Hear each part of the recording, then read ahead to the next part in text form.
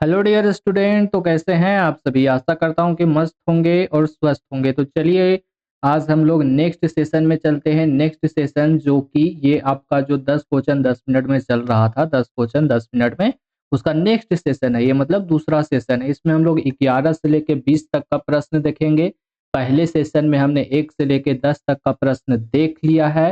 तो अब हम लोग नेक्स्ट सेशन की ओर चलते हैं। ठीक है, तो चलिए आपका प्रश्न है पहला नंबर कि हड़प्पा किस नदी के किनारे स्थित है। ये जो हड़प्पा स्थल है वो किस नदी के किनारे स्थित है, इसके बारे में आपको बताना है। तो आप सभी इसको जानते हैं कि हड़प्पा जो है सो रावी नदी के किनारे स्थित है। देखिए हड़प्पा जो स्थल है वो रावी नदी के किनारे स्थित है, लेकिन अगर आपको पूछेगा कि पूरी की पूरी हड़प्पा सभ्यता किस नदी के किनारे स्थित है, तो वो सिंधु नदी के किनारे स्थित है। ठीक है, इसमें आपको कंफ्यूजन नहीं करना है। ऐसा नहीं है कि आप कंफ्यूज इसमें हो जाओ। चलिए अब हम लोग देखते हैं इसका जो हम लोग ये सारे ऑप्शन दिए हैं उसको भी थोड़ा थोड़ा कंक्लूड करते हैं। ठीक है, तो सिंधु नदी के किनारे कौन कौन सा स्थल पाया गया है?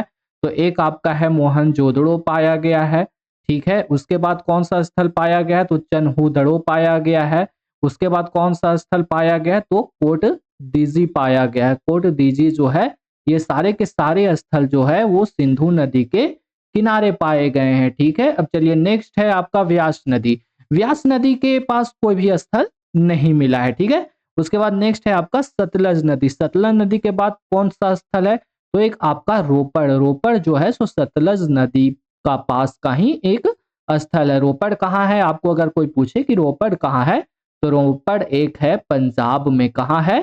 पंजाब में है। ओके, चलिए अब हम लोग नेक्स्ट क्वेश्चन की ओर तरफ चलते हैं। नेक्स्ट क्वेश्चन आखिर क्या कहता है हमें?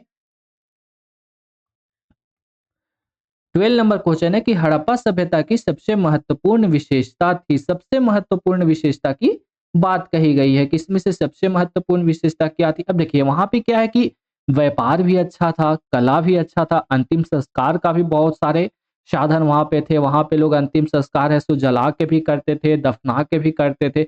लेकिन सबसे महत्वपूर्ण आखिर क्या था ये आपको पूछा गया है। तो सबसे महत्वपूर्ण आपका नगर नियोजन और वास्तुकला था। आपने वहां देखा होगा कि वहां पे नालियां बहुत अच्छी थी, नालियां बहुत अच्छी थी, सड़कें जो है वो भी बहुत अच्छे थे। उसके बाद जलाशय बहुत सारा बनाया हुआ था। जलाशय मतलब कि वहां पर पानी भी रखने का बहुत ही अच्छा व्यवस्था था। उसके बाद आप मान के चलिए कि बाजार भी था, बाजार के साथ साथ व्यापार भी था। व्यापार भी वहां के लोग किया करते थे, सूती कपड़े का व्यापार किए थे, बहुत सारे चीजों का व्यापार किया करते थे। उसके बाद नालियों से है से जल निकासी का अच्छा से मतलब प्रबंध किया गया था। और उसके बाद सबसे मोस्ट इम्पोर्टेंट था, सबसे मोस्ट इम्पोर्टेंट था कि वहां ईंटों का प्रयोग किया गया था। ईंटों का प्रयोग किया गया था, ईंटों का प्रयोग वहां पे किया गया था। ये एकदम मोस्ट इम्पोर्टेंट है कि वहां पे जो ईंटों का प्रयोग करने के लिए भवन निर्माण किया जाता था। उसके बाद अगर आपको पूछेंगे कि व्यापार कहाँ से होता था, तो आपने पुस्तक में पढ़ा होगा कि व्यापार लोथल से होता था। ठीक है, ये लोथल से होता था। लोथल इसका पतन नगर है। ओके, पतन नगर है। और यहाँ पे बंदरगाह भी पाया गया है। ओके, और ये लोथल आपका कहाँ है? तो लोथल आपका है गुजरात में। कहाँ है? तो गुजरात का ही एक स्थल है। ठीक है, उसके बाद अंतिम संस्कार भी करते थे वहां के लोग, कला से भी परिपूर्ण थे। चलिए नेक्स्ट क्वेश्चन देखते हैं। नेक्स्ट क्वेश्चन क्या कहता है? तो 30 नंबर क्वेश्चन है कि हड़प्पा सभ्यता का प्रशासन कैसा था? ये जो हड़प्पा सभ्यता है उसका प्रशासन आखिर कैसा था? वहां का लोग जो रहते थे, मान के चलिए कि हम भी किसी शहर में रहते हैं तो वहां भी प्रशासन कार्य करता है ना। मान के चलिए कि पुलिस है, ये है, वो है, बहुत सारा। तो वहां का प्रशासन आखिर कैसा था? तो देखिए वहां पे है ना तो राजतंत्रात्मक नहीं था, लोकतंत्रात्मक भी नहीं था, गणतंत्रात्मक भी नहीं था। वहां का जो नगर पालिका प्रशासन की तरह था कि वहां पर साफ सुथरा भी सभी लोग एकदम अच्छा से करते थे।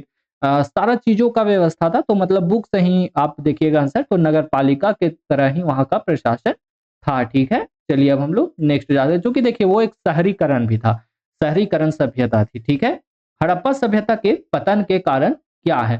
अब देखिए हम लोगों ने इतना तो पढ़ लिया कि हड़प्पा सभ्यता है सो सबसे पुरानी सभ्यता थी, सबसे आधुनिक सभ्यता थी और शहरीकरण भी सभ्यता थी, शहरी सभ्यता भी थी हड़प्पा सभ्यता। पर उसके पतन का आखिर कारण क्या रहा होगा, इसके बारे में आपको पता करना है। तो देखिए आप जब बुक पढ़िएगा या अनेक अनेक सोर्स पढ़िएगा तो उसमें आपको पता चलेगा कि विदेशी आक्रमण भी है, प्राकृतिक कारण भी है, मानवीय कारण भी है, उपयुक्त सभी।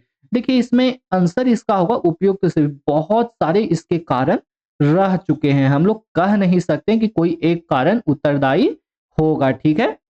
अब क्या हुआ कि इसका एक मान हम लोग ये भी कह सकते हैं कि ये नगरीय सभ्यता से है ना, तो कहीं न कहीं ये एक गाँव की सभ्यता मतलब ग्रामीण सभ्यता की तरफ धीरे-धीरे ये आगे बढ़ने लगा और धीरे-धीरे ये इसका पतन हो गया, ठीक है।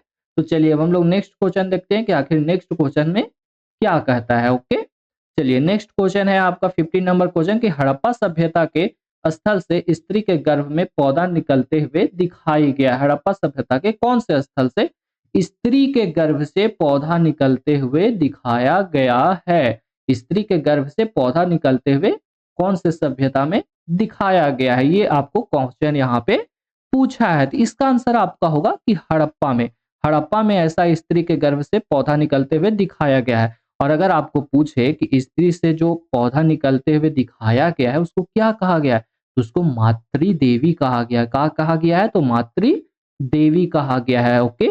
आप लोग इतना जान सकते हैं। और ये उर्वरा की देवी थी, उर्वरा की देवी थी। उर्वरा की देवी मतलब कि जो हम लोग धान लगाते थे उस समय, जौ उगाते थे, तो वो मतलब बहुत ही अच्छे तरीके से उपज जाए उसकी देवी थी मातृ देवी, मतलब उर्वरा की देवी थी। चलिए अब इसके बाद हम लोग थोड़ा कुछ-कुछ देख लेते हैं कि और कहाँ-कहाँ क्या मिला है। तो देखिए बलूचिस्तान में कुछ मिला नहीं है, ठीक है? यहाँ से हम लोग व्यापार का यहाँ से साक्ष्य मिलता है, हड़प्पा सभ्यता का व्यापार का साक्ष्य मिलता है। अगर आपको पूछे कि मोहनजोदड़ो में क्या-क्या मिला है, तो देखिए मोहनजोदड़ो में सबसे पहले तो आपको एक स्नानागार मिला है। क्या मिला है? स्नानागार मिला है, ओके। उसके बाद आपका नेक्स्ट मिला है वहाँ से कांसे की नर्तकी मिली है। कांसे से बनी हुई नर्तकी मिली है जिसका आकार मतलब मान के चलिए कि नटराज जैसा ही था। उसके बाद पशुपतिनाथ का भी साक्ष्य मिला है, पशुपतिनाथ का भी मूर्ति वहां से मिला है। पशुपतिनाथ का मतलब शंकर भगवान का मूर्ति वहां से मिला है, ओके। और उसके बाद थोड़ा सा एक स्वास्तिक का चिन्ह भी वहां से मिला है, ठीक है। और सूती कपड़ा का भी साक्ष्य वहां से मिला है। चलिए नेक्स्ट हम लोग देखते हैं कि हड़प्पा से तो हम लोगों ने देख लिया क्या क्या मिला है। उसके बाद ये आलमगीरपुर है, वहां से हम लोगों को क्या-क्या मिला है। तो सबसे पहले तो आप जान लीजिए कि आलमगीरपुर कहाँ है, तो आलमगीरपुर आपका हिंडन नदी पर है। कहाँ पे है? हिंडन नदी के तट पर है। कहाँ पे है? तो उत्तर प्रदेश के मेरठ जिले में, ओके। इतना आप लोग जान लीजिए। यहाँ से क्या मिला है? तो मिट्टी के बर्तन मिले हैं। क्या मिले हैं? मिट्टी के बर्तन वहां से मिले हैं, इसके साक्ष्य मिले हैं। उसके बाद सांप की मूर्ति यहाँ से मिली है। ये बहुत ही इंपॉर्टेंट क्वेश्चन है कि वहां से और क्या-क्या मिला है। तो सांप की मूर्ति जो है तो आलमगीरपुर से मिला है, ओके। और यहाँ से एक और चीज मिला है, वो है फूलदान। फूलदान जो हम लोग फूल रखते हैं ना, वो भी यहीं से मिला है, ओके।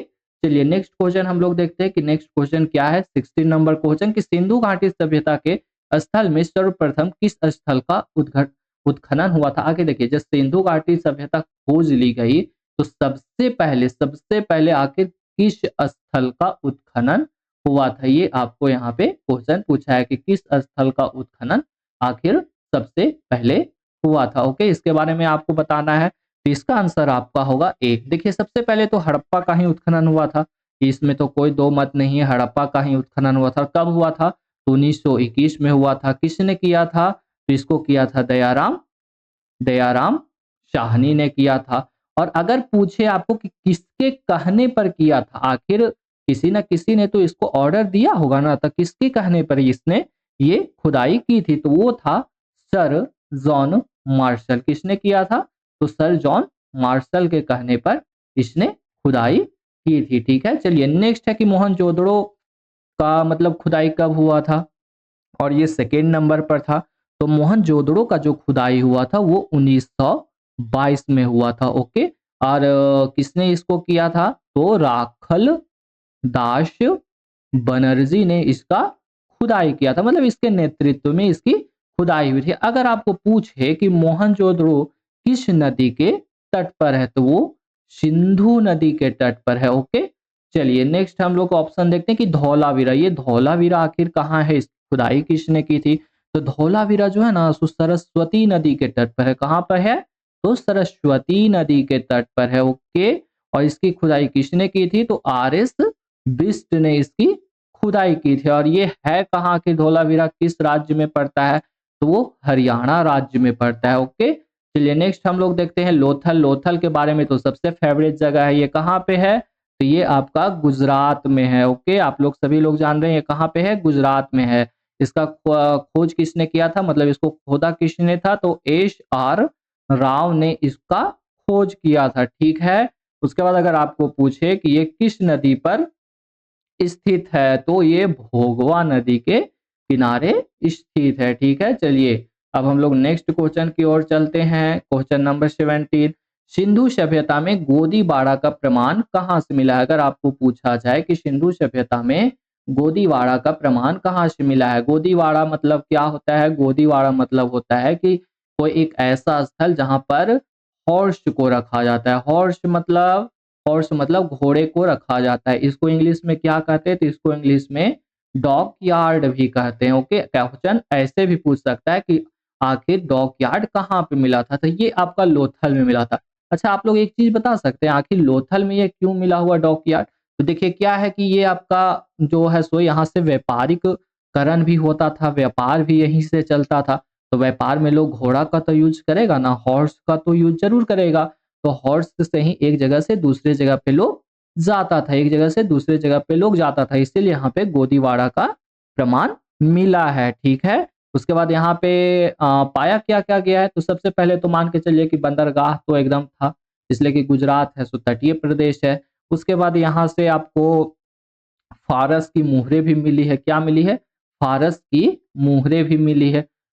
इससे आपको क्या पता चलता है कि फारस की मुहरें अगर मिली है, तो इससे हमको ये पता चलता है कि यहाँ से व्यापार होता था, वो भी कहाँ, दूसरे देशों में होता था। ठीक है, चलिए अब भी हम लोग जानते हैं कि आखिर कालीबंगा में क्या क्या मिला है, उसके बाद राखीगढ़ी में, वनवाली में, तो ये हम लोग ऊपर के वीडियो में देख चुके हैं। अच्छा, एक चीज और बता देते हैं, लोथल में आपको है ना, से यहाँ पे ये आपको मिला है, क्या उसको बोलते हैं, दिशा सूचक यंत्र मिला है। दिशा सूचक यंत्र किसको कहते हैं, दिशा सूचक यंत्र कंपास। ठीक है, तो यहाँ से ये कंपास भी मिला, इससे आप लोग कर सकते हैं कि यहाँ पे दूसरे देश से भी लोग यहाँ पे आते थे, तो कंपास की सहायता से मतलब आते थे। कंपास क्या बताता है, तो कंपास हमको दिखाता है कि किधर ईस्ट है, किधर वेस्ट है, किधर नॉर्थ है और किधर साउथ है। ओके, तो यहाँ पे एक कंपास का भी जिक्र देखा गया है। ओके, चलिए नेक्स्ट क्वेश्चन हम लोग जाते हैं डियर स्टूडेंट।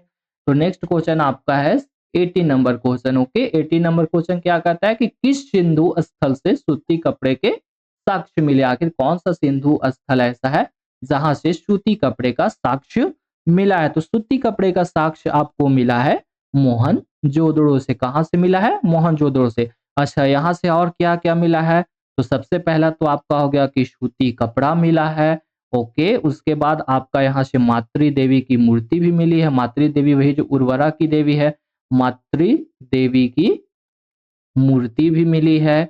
ओके, नेक्स्ट आपका है कांसे की भी मूर्ति मिली है। ओके, कांसे की मूर्ति मिली है। ठीक है, उसके बाद बहुत सारा चीज यहाँ से भी मिला है। ओके, चलिए नेक्स्ट हम लोग देखते हैं कि आखिर कालीबंगा से क्या क्या मिला है, तो कालीबंगा से आपका अग्नि कुंड का साक्ष्य मिला है यहाँ से। ठीक है, अग्नि कुंड का साक्ष्य मिला। अग्नि कुंड का साक्ष्य मिलने से क्या हुआ, इसका मतलब कि वहां पूजा पाठ किया जाता था, वहां भी कुछ हवन वगैरह होता था। उसके बाद यहाँ से आपको मिला है जूते हुए खेत मिले हैं, जूते हुए खेत का भी साक्ष्य यहाँ से मिला है। एक मोस्ट इंपॉर्टेंट चीज, यहाँ से सिलवट्टा मिला है। क्या मिला है, तो सिलबट्टा मिला है। सिलबट्टा किसको कहते हैं पता है, जो हम लोग के घर में मसाला पीसने का काम आता है ना, उसे सिलबट्टा कहते हैं। एक इतना बड़ा होता है, उसके ऊपर एक गोल सा ऐसा रहता है, इसी से लोग हम लोग हमारी घर की माताएं बहनें सिलबट्टे पर मसाला पीसती है। तो इसका भी साक्ष्य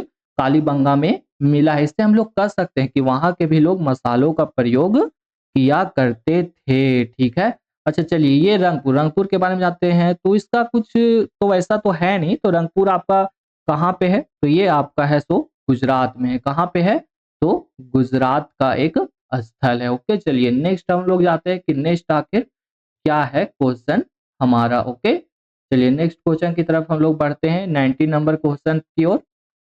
90 नंबर क्वेश्चन है कि मोहनजोदड़ो, हड़प्पा, चंदूहड़ो किस नदी के किनारे स्थित है। ये सारे के सारे स्थल मोहनजोदड़ो, हड़प्पा, चन्हूदड़ो ये किस नदी के किनारे बसे हुए थे? ये सारे के सारे कहाँ बसे हुए हैं? तो सिंधु नदी के किनारे बसे हुए हैं। ओके, चलिए नेक्स्ट क्वेश्चन हम लोग चलते हैं। नेक्स्ट क्वेश्चन आखिर क्या कहता है? तो नेक्स्ट क्वेश्चन है डियर स्टूडेंट कि मोहनजोदड़ो किस भाषा का शब्द है? देखिए मोहनजोदड़ो जो भाषा हम लोग बोलते हैं वो किस भाषा का शब्द है? आखिर ये जो मोहनजोदड़ो शब्द आया वो किस भाषा का शब्द है? तो ये आपका सिंधी भाषा का शब्द है। किस भाषा का शब्द है? तो सिंधी भाषा का शब्द है। तो स्टूडेंट मैंने आपका 11 से 20 तक का कंप्लीट करा दिया, 1 से 10 तक का कंप्लीट करा दिया, मतलब टोटल ऐड किया जाए तो 20 क्वेश्चन कंप्लीट करा दिया और प्लस में इसका सारा का सारा मैंने आपको बहुत ही अच्छे तरीके से कंप्लीट करवाया है। तो अगर आपको ये अच्छा लगे तो कमेंट ज़रूर करना, ओके? शेयर भी कर देना और हो सके तो सब्सक्राइब भी कर देना, ठीक है? तो बहुत-बहुत धन्यवाद जो आप यहाँ तक जुड़े रहे। आपका दिन शुभ हो, ठीक है?